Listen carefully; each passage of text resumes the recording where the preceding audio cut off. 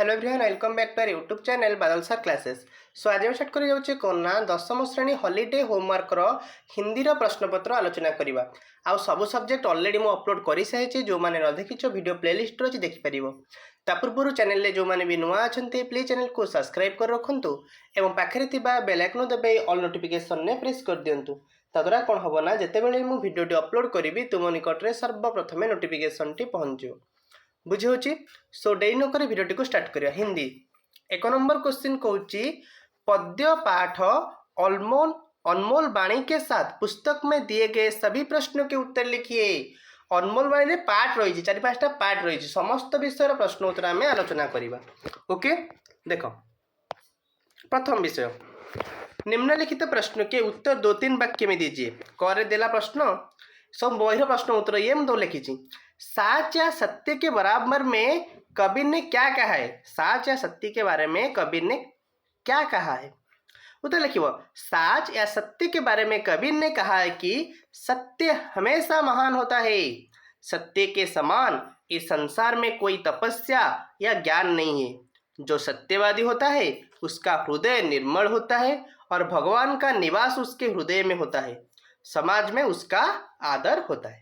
Clear. Next बात ख number question बुराई करने वालों की भलाई क्यों करनी चाहिए। जो माने हमर खराब करूछंती सेमानकर आमे भलो कि भरी करबा कमे करबा। लिखिबो बुराई करने वालों की भलाई इसलिए करनी चाहिए क्योंकि भलाई करने पर बुराई करने वालों को अच्छा फल मिलता और उनकी बुराई का उन्हें बुरा फल मिलता है। परिणाम स्वरूप वो अपनी करने पर लज्जित होते हैं और खुद को सुधारने की चेष्टा मध्य करते हैं। क्लियर। ग नंबर धीरे धीरे सब कुछ कैसे होता है इसके लिए कवि ने कौन सा उदाहरण दिया है। लिखिबो ना माली के 100 घोड़ा पानी सींचने पर भी किसी भी पेड़ में समय से पहले फल नहीं लगते। इसके लिए ऋतु की प्रतीक्षा करनी पड़ती है। उसी प्रकार धीरे धीरे सब कुछ करना चाहिए और उसके लिए धैर्य की आवश्यकता है। कवि ने यही उदाहरण देकर कहा है। तापर आलोचना करिबा 2 नंबर क्वेश्चन निम्नलिखित पदों के अर्थ 2-3 वाक्य में स्पष्ट कीजिए। तर 2 नंबर निम्नलिखित पद गुड़िकर अर्थ 2-3 वाक्य में स्पष्ट कर। कहला जाके हृदय सांचे ताके हृदय आप अर्थ कौन हो ना जिसके हृदय में सत्य का निवास है अर्थात जो हमेशा सत्य बोलता है उसका हृदय निर्मल और पाप रहित होता है। कवि के अनुसार उसी व्यक्ति के निर्मल हृदय में भगवान विराजमान करते हैं। ख नंबर क्वेश्चन जीवा जो तोको कांटा बुबे ताही बोयो तू फूल कौन होता अर्थ ना कवि के अनुसार जो तुम्हारे रास्ते में कांटा बोता है अर्थात तुम्हारी बुराई करता है तुम उसके रास्ते में फूल बिछा दो अर्थात उसकी भलाई करो। परिणाम स्वरूप तुम्हारी अच्छाई से उसे अच्छा फल तो मिलेगा ही और उसकी बुराई से भी उसे बुरा फल मिलेगा। इससे प्रमाणित होता है कि अच्छा काम करने वालों के अच्छा फल मिलता है और बुरा काम करने वालों को बुरा फल मिलता है। नेक्स्ट क्वेश्चन जीवा ग नंबर क्वेश्चन माली सींचे 100 घोड़ा ऋतु आए फल होया अर्थ कौन लिखिबो कबीरदास कहते हैं कि माली के 100 घोड़ा पानी सींचने पर भी किसी भी पेड़ में समय के पहले फल नहीं लगते। उसे ऋतु या समय की प्रतीक्षा करनी पड़ती है अर्थात कोई भी काम समय अनुसार ही होता है, समय से पहले कोई काम नहीं होता। नेक्स्ट आलोचना करिबा 3 नंबर तार प्रश्न पत्र निम्नलिखित प्रश्न गुड़िकर उत्तर गोटे वाक्य रे दबो। करे किसके बराबर तप नहीं है सच के बराबर तप नहीं है। ख नंबर झूठ के बराबर क्या नहीं है झूठ के बराबर पाप नहीं है। गौरे जिसके हृदय में सांच है उसके हृदय में कौन होता है ना जिसके हृदय में सांच है उसके हृदय में आप अर्थात भगवान विराजमान होता है। घरे झूठ की तुलना किससे साथ की गई है झूठ की तुलना किसके साथ की गई है ना झूठ की तुलना पाप के साथ की गई है। वो नंबर साच की तुलना किसके साथ की गई है ना साच की तुलना तप के साथ की गई है। 4 नंबर, जो तेरे रास्ते पर कांटा बोता है तुझे उसके लिए क्या करना चाहिए? ना, जो तेरे रास्ते पर कांटा बोता है तुझे उसके लिए फूल बिछाना चाहिए। नेक्स्ट 6 नंबर, पेड़ में कब फल लगते हैं? पेड़ में वक्त आने पर फल लगते हैं। 2 नंबर, कौन सा घड़े पानी सींचता है? न माली 100 घड़ा पानी सींचता है। इन दोहों के रचयिता कौन है? इन दोहों के रचयिता कबीरदास है। क्लियर? गला तापर आसीबा ओनम झनिय। प्रथम दोहे में आप शब्द का क्या अर्थ है? प्रथम दोहे में आप शब्द का अर्थ है ईश्वर है, भगवान। नेक्स्ट आलोचना करिए भाषा ज्ञान प्रश्न पत्र। 1 नंबर क्वेश्चन कौच निम्नलिखित शब्दों के विपरीत या विलोम शब्द लिखिए। ये शब्दर विपरीत किंबा विलोम शब्द लिखिबा। देखो, साच र कौन? झूठ। धीर र अधीर। पाप र पुण्य। कांटा र फूल। बुरा भला। 2 नंबर क्वेश्चन निम्नलिखित शब्दों का समानार्थी शब्द कोष्टक से चुनकर लिखिए। एगुड़िक सब कौन बाछिक बंधन मध्य लिखिब। कौन? बराबर, बराबर अर्थ कौन? समान। हृदय अर्थ दिल। झूठ मिथ्या। फूल पुष्प। पाप कलुष। घड़ा घट। 3 नंबर, निम्नलिखित शब्दों के वचन बदले। पाप, फूल, फल, माली, घड़ा, कांटा, ऋतु। पाप र पाप। माली र माली। ऋतु र ऋतुए। फूल र फूल। घड़ा र घड़े। फल र फल। कांटा र कांटे। 4 नंबर क्वेश्चन कौच इन शब्द के खड़ी बोली रूप लिखिए। साच जाके हिरोदो तोके बुबे वाको होए। साच, साच रब सच। तोको तुझको। जाके जिसके। हृदय हृदय। बुबे बोए। बाको उसको। होयो होता।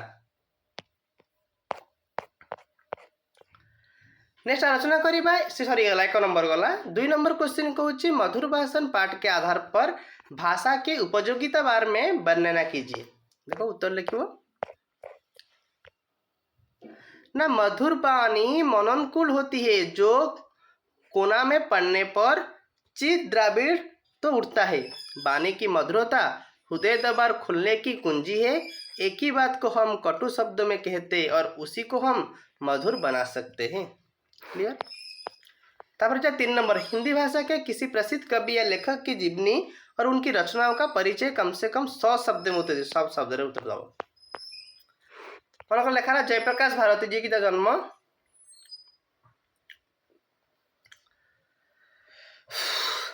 हिंदी के प्रख्यात लेखक और नंदन के पूर्व संपादक थे। भारती जी ने हिंदी बाल साहित्य पर महत्वपूर्ण कार्य किया। उन्हें हिंदी बाल साहित्य का युग निर्माता कहा जाता है। नंदन को उन्होंने सर्वश्रेष्ठ बाल पत्रिका दर्जा दिलाया। भारत जी का जन्म मेरठ, जोटा कि हमारा उत्तर प्रदेश में हुआ था। एमए बीएससी साहित्य रत्न की परीक्षाएं उत्तीर्ण कर उन्होंने पत्रकारिता तथा अन्य विषयों में डिप्लोमा किया। उनकी 1000 से अधिक कविताएं, कहानियां तथा लेख प्रकाशित हो चुके हैं। उन्होंने 100 से अधिक पुस्तक का संपादन किया। श्रेष्ठ बाल साहित्य के लिखने के लिए उन्हें उपराष्ट्रपति द्वारा रजत पदक प्रदान करके अभिनंदित किया गया। ये 10 वर्ष तक साप्ताहिक के हिंदुस्तान के सह संपादक तथा विज्ञान संपादक रहे। बाद में नंदन के संपादक बने। रचनाएं कौन कौन रचना करिसेंती? अनंत आकाश करिसेंती, हिमालय की पुकार, अथाह सागर, विज्ञान की विभूतियां इत्यादि। और भी अनेक है, मगर थोड़ा सा उदाहरण एग्जाम्पल लिए दिया गया है।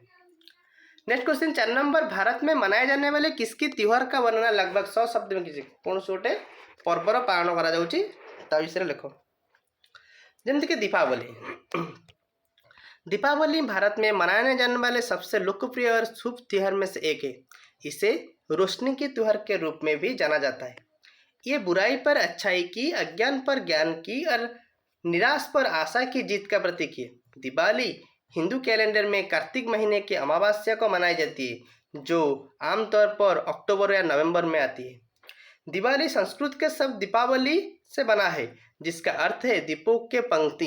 ये त्योहार नए हिंदू वर्ष की शुरुआत का भी प्रतीक है। इस पर्व को घर के चारों ओर दिया और मोमबत्तियां जलाकर मनाया जाता है। ये अंधकार पर प्रकाश की विजय और बुराई पर अच्छाई की विजय का प्रतीक है। दिवाली दुनिया के लिए एक महत्वपूर्ण त्योहार है। ये बुराई पर अच्छाई की, अज्ञान पर ज्ञान की और निराश पर आशा की जीत का जश्न मनाने का समय है। दीपावली मनाने के पीछे कई कथन है। रावण को हराने के बाद भगवान राम को अयोध्या लौटने के उपलक्ष्य में दिवाली मनाई जाती है। श्री राम को 14 साल के लिए अयोध्या से वनवास दिया गया था और उनकी वापसी को बहुत खुशी और उत्सव से साथ मनाया गया था। अयोध्या के लोगों ने उनके वापस स्वागत के लिए दिया जलाए और अपने घरों को सजाया। दिवाली मनाने का एक अन्य कारण धन और समृद्धि की हिंदू देवी लक्ष्मी का सम्मान करता है। लोग धन और सौभाग्य का आशीर्वाद पाने के लिए दिवाली की रात लक्ष्मी पूजा करते हैं। दिवाली पूरे भारत में बड़े उत्साह और खुशी के साथ मनाई जाती है। लोग इस त्योहार की तैयारी हफ्तों पहले से ही शुरू कर देते हैं। वो अपने घरों को साफ करते हैं, उन्हें रोशनी और रंगोलियाँ से सजाते हैं और नए कपड़े खरीदते हैं। दिवाली की रात लोग अपने घर और कार्यालय के चारों ओर दिया और मोमबत्तियां जलाते हैं। वो धन और सौभाग्य का आशीर्वाद पाने के लिए लक्ष्मी पूजा भी करते हैं। पूजा के बाद लोग अपने परिवार और दोस्तों के साथ उपहारों का आदान प्रदान करते हैं। लोग स्वादिष्ट भोजन और मिठाई बनाते हैं और उन्हें अपने प्रियजन के साथ बांटते हैं। दिवाली परिवार और दोस्तों के एक साथ आने और जश्न मनाने के समय है। लोग अपने घरों के साफ करते हैं और सजाते हैं, नए कपड़े खरीदने हैं और स्वादिष्ट भोजन तैयार करते हैं।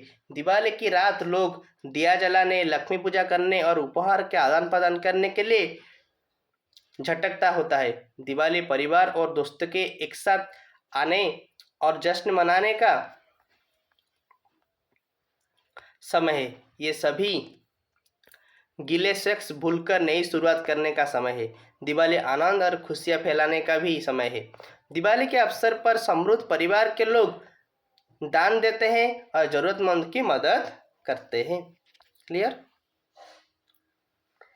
एवं हाल के वर्ष में दिवाली उत्सव के पर्यावरणीय प्रभाव के बारे में जागरूकता बढ़ती है। लोग अब त्योहार मनाने के लिए पर्यावरण अनुकूल का तरीका उपयोग करने के बारे में अधिक जागरूक है। पर्यावरण अनुकूल दिवाली, जिसे हरित दिवाली के रूप में भी जाना जाता है, दिवाली त्योहार को मनाने के लिए एक पर्यावरण के प्रति जागरूक दृष्टिकोण है। इसमें पारंपरिक दिवाली प्रथाओं से जुड़ हानिकारक पर्यावरण प्रभाव के कम करना शामिल है। बिजली की खपत कम करने के लिए लोग बिजली की रोशनी के बजाय पर्यावरण अनुकूल विकल्प जैसे मिट्टी की दिए का उपयोग करना चुनते हैं। इसके अतिरिक्त पर्यावरण अनुकूल को आतिशबाजी, जो कम प्रदूषक और शोर पैदा करती है, लोकप्रियता हासिल कर रही है। प्राकृतिक सामग्री और जैविक प्रथाओं से जुड़ी हानिकारक पर्यावरण प्रभावों को कम करना शामिल है। बिजली की खपत कम करने के लिए लोग बिजली की रोशनी के बजाय पर्यावरण अनुकूल विकल्प जैसे मिट्टी की दिए का उपयोग करना चुनते हैं। इसके अतिरिक्त पर्यावरण अनुकूल आतिशबाजी, जो कम प्रदूषक और शोर पैदा करती है, लोकप्रियता हासिल कर रही है। प्राकृतिक सामग्रियों और जैविक बायोडिग्रेडेबल सजावट से बने रंगोली डिजाइन एक स्वच्छ और अधिक टिकाऊ उत्सव में योगदान करते हैं। पर्यावरण अनुकूल दिवाली का उद्देश्य पर्यावरण को संरक्षित करना, वायु और ध्वनि प्रदूषण को कम करना और इस प्रिय त्योहार को मनाने का अधिक जिम्मेदारी समाजपूर्ण तरीके से बढ़ावा देना है। क्लियर? नेक्स्ट आलोचना करिबा हिंदी भाषा में रचित किस एक कहानी का सारांश लिखे। सारांश लिखा लेकिन वह एक समय की बात है जब एक छोटे से गांव में एक लड़की रहती थी जिसका नाम राधा था। राधा बहुत ही संवेदनशील और सपनों की पराकाष्ठा करने वाली थी। उसका सपना था कि वो अपने गांव का नाम रोशन करे और उसे विश्व स्तरीय शिक्षा का माध्यम बनाए। एक दिन एक पुरानी पुस्तकालय में राधा को एक पुरानी किताब मिली जिसमें एक प्रेरक कहानी थी। ये कहानी उसके जीवन को पूरी तरह से बदल दिया। उसने फैसला किया कि वो भी एक लेखिका बनेगी। राधा ने अपने सपनों को पूरा करने के लिए कठिनाई का सामना किया, लेकिन एक समय की बात है जब एक छोटे से गांव में एक लड़की रहती थी जिसका नाम राधा था। राधा बहुत ही संवेदनशील और सपनों का पराकाष्ठ करने वाली थी। उसका सपना था कि वो अपने गांव का नाम रोशन करे और उसे विश्व स्तरीय शिक्षा का माध्यम बनाए। एक दिन एक पुरानी पुस्तकालय में राधा को एक पुरानी किताब मिली जिसमें एक प्रेरक कहानी था। वो कहानी उसके जीवन को पूरी तरह से बदल दिया। उसने फैसला किया कि वो एक लेखिका बनेगी। राधा ने अपने सपनों को पूरा करने के लिए कठिनाई का सामना किया, लेकिन उसने कभी हार नहीं मानी। उसने मेहनत और समर्पण के साथ अपने लक्ष्य को हासिल किया। उसकी कहानियां लोगों के दिल में बस गई और उसे सम्मान और प्रशंसा का हिस्सा बना दिया। आज राधा एक प्रसिद्ध लेखिका बन गई है। उसकी कहानियां लोगों को प्रेरित करती है और उन्हें साहित्य की दुनिया में नए सपनों की ओर ले जाती है। उसके संघर्ष और संघर्ष का संदेश लोगों के संजीवनी साधन में मदद करता है और उन्हें अपने सपनों को पूरा करने के लिए प्रेरित करता है। ଏତିକି ଥିଲା ହିନ୍ଦୀର ପ୍ରଶ୍ନପତ୍ର। ଆଶା କରୁଛି ଆପଣମାନଙ୍କୁ ଏ ଭିଡ଼ିଓଟି ଭଲ ଲାଗିଥିବ। ଯଦି ଆପଣମାନଙ୍କୁ ଏ ଭିଡ଼ିଓଟି ଭଲ ଲାଗିଛି ନିଶ୍ଚିତ ଭାବରେ ଭିଡ଼ିଓଟିକୁ ଲାଇକ୍ କର, ଚ୍ୟାନେଲକୁ ସବସ୍କ୍ରାଇବ୍ କର ଏବଂ ମୋଷ୍ଟଲି ସାଙ୍ଗମାନଙ୍କ ସହିତ ସେୟାର ମଧ୍ୟ କରିନିଅ। Thank you so much.